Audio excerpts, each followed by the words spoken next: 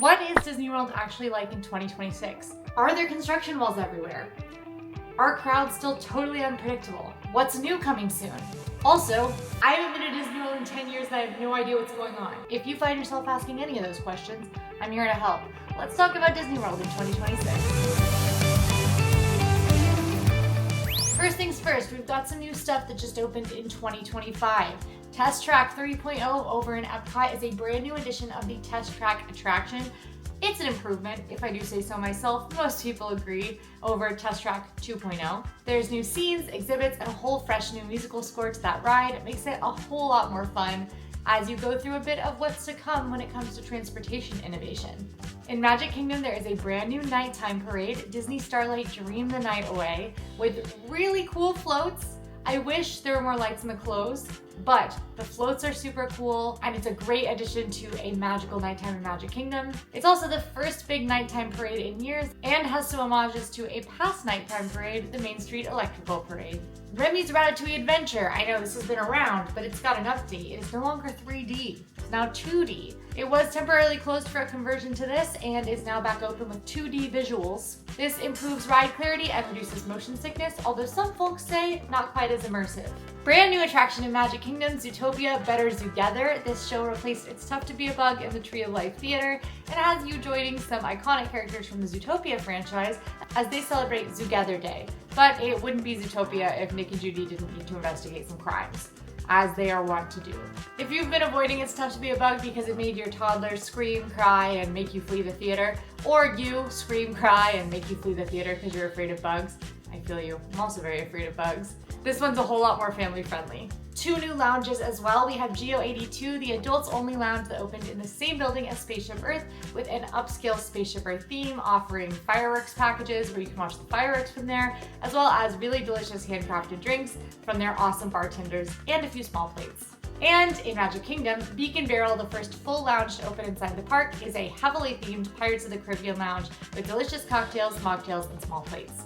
And a parrot pirate named Rummy, who will holler at you during your meal. But when one door opens, another must close. Or when a door opens, a window opens. No, you get it. Some things have also closed as well. Some temporary for only part of the year, others permanently. Rest in peace. Buzz Lightyear's Space Ranger Spin closed in August 2025 for a major ride overhaul. It's getting updated ride vehicles, enhanced blasters, and new scenes. It's expected to reopen in spring 2026. Big Thunder Mountain Railroad closed in early 2025 for a very big refurbishment and work has been ongoing. There are new show and lighting effects being added, and the introduction of the glowing rainbow caverns. Whatever that means, it sounds exciting. This one is also set to reopen in spring 2026, so won't be closed for too much of the year. Now a permanent closure in Magic Kingdom, Tom Sawyer Island and Rivers of America are gone, taking the Liberty Bell riverboat with them. This was a really big controversial closure, and those areas did close to make way for Piston Peak, a new Cars addition to Frontierland that will have a couple of attractions. Another big controversial one, Muppet Vision 3D and Muppets Courtyard is now gone. If you're just hearing of this from me, don't shoot the messenger. I hate to be the one to break it to you. These closed permanently in June 2025 to make way for Monstropolis, a new Monsters Inc. themed land coming to Hollywood Studios. And Hollywood Studios said goodbye to Animation Courtyard. Something tells me, unless you have a Disney Junior loving toddler, you're not exactly up in arms about this one. And good news, there'll be some Disney Junior coming back. But this area closed for a major reimagining, part of which will include a new Walt Disney Studios themed area, hopefully with some cool animation classes and animation focused exhibits. And maybe not the biggest area-wise, but the biggest attractions-wise closer is Dinoland USA.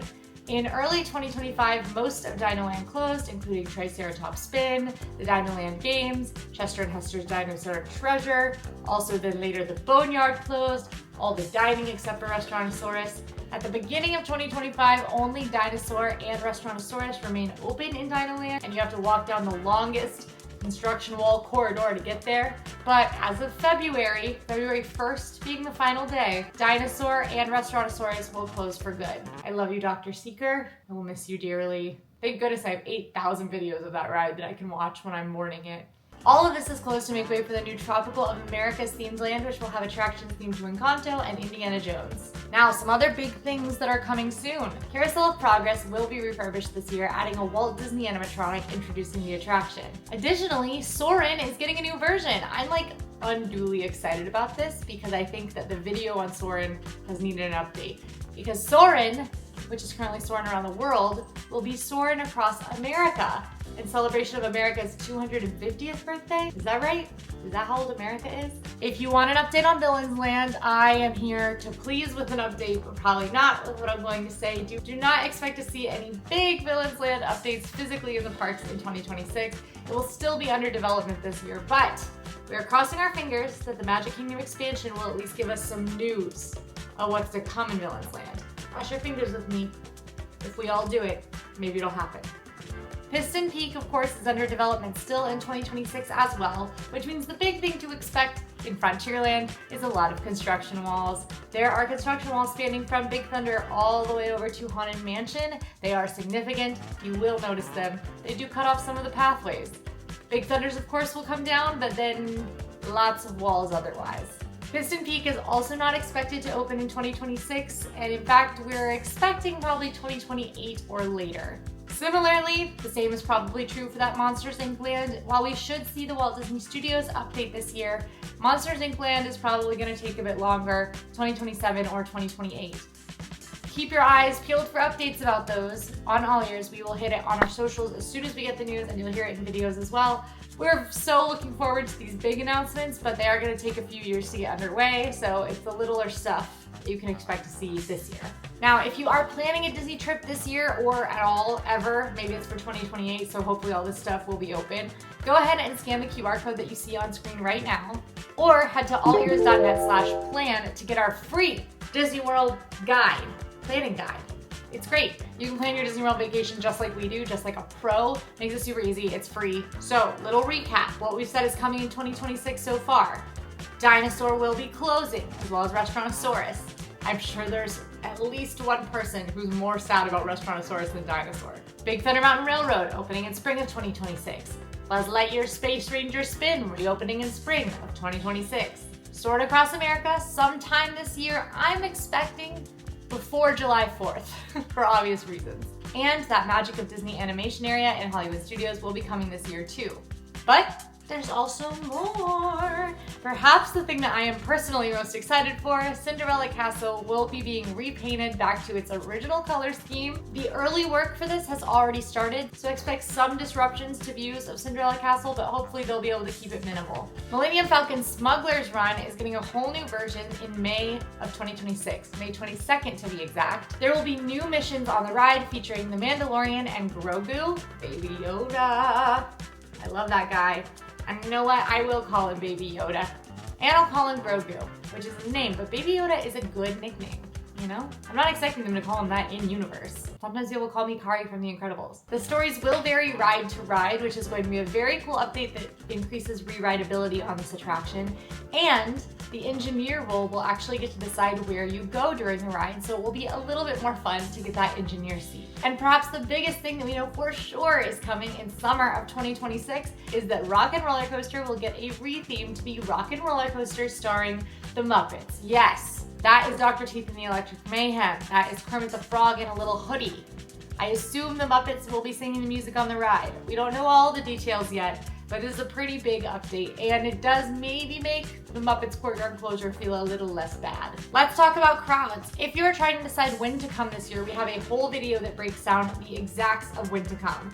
Something that has been true of Disney World for about the last 5 years since COVID is that crowds have been very unpredictable. They haven't followed their old patterns.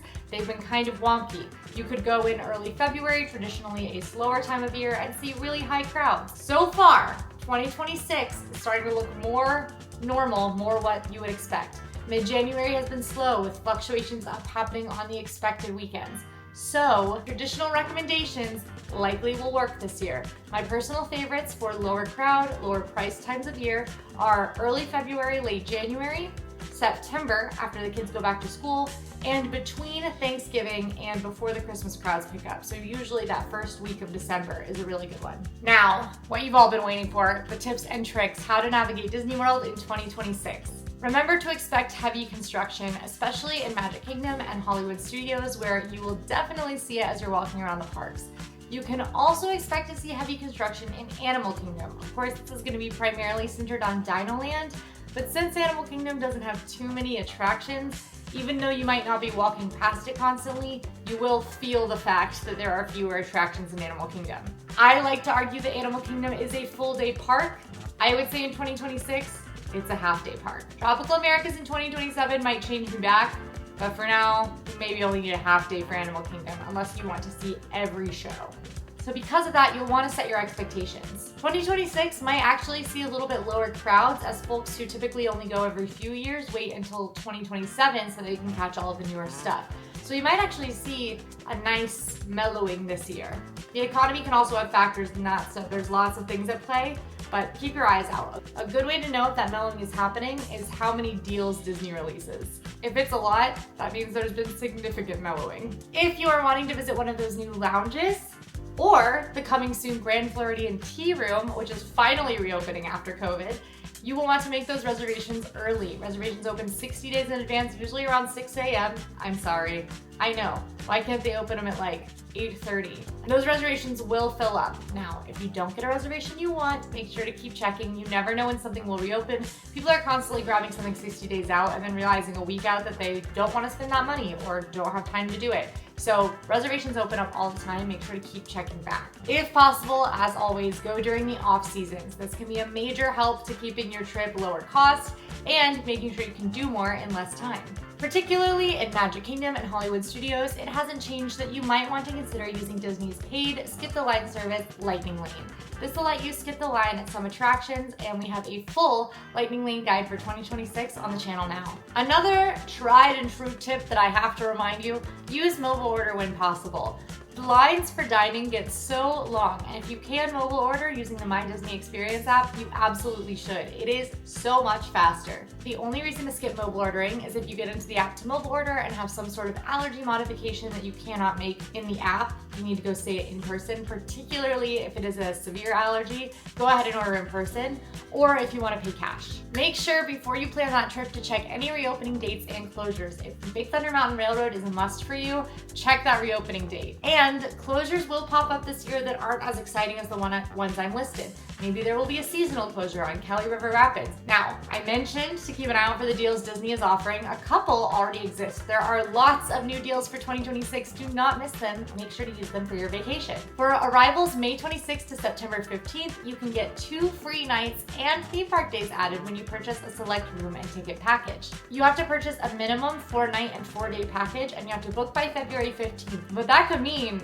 you're turning your 4 days into a week. Pretty good. The free dining plan for kids ages 3 to 9 is valid with the purchase of a Walt Disney Travel Company package. A free dining plan for kids, which means yes, your kids would pretty much eat free for your whole trip, is available if you get a Walt Disney Travel package for you and your kids. These packages will need to include a room at a Disney Resorts Collection hotel and a dining plan for guests ages 10 and up for travel dates in 2026. But if you purchase those things, and your 10 and under kids eat free. Annual pass holders, there are times you'll get up to 40% off on rooms. These are at select Disney Resorts Collection hotels, and it runs most nights May 1st to July 29th, but prior to that, you get up to 35% off. Now, typically for these deals, you're looking at stays of 4 consecutive nights or longer, but there are other savings available for shorter stays. I usually get like 25% off when I book a 1-night room with my annual pass. And if you loved it last year, I have great news. The free water park admission on check-in day is returning this year. So on your check-in day, you will get access to either Typhoon Lagoon or Blizzard Beach. I actually think technically this year, you could go to both because both are open. I'm not sure though. So the free water park admission works for arrivals from May 26th to September 8th, and it just says free water park admission on check-in day, included with your stay. So theoretically, you might be able to go to both water parks in one day. which if you've never been to either, could be a great way to see them pretty quickly. Although, you might want to pick one and hang out if you really want to make the most of that. Or if you're getting in the afternoon and only have like a couple hours. Basically, your biggest barrier this year is going to be construction and waiting for new stuff that isn't quite ready yet. But the good news is, I think crowds are a little bit more predictable for the first time in a long time. Hopefully this video helps you know what to expect in Disney World in 2026. If you're still here, please like this video and drop this secret code in the comments so we know you made it all the way. Plus, don't forget to subscribe. We upload tips, games, and more from Disney World and beyond all week because we are serious about fun. I'll see you next time. Bye!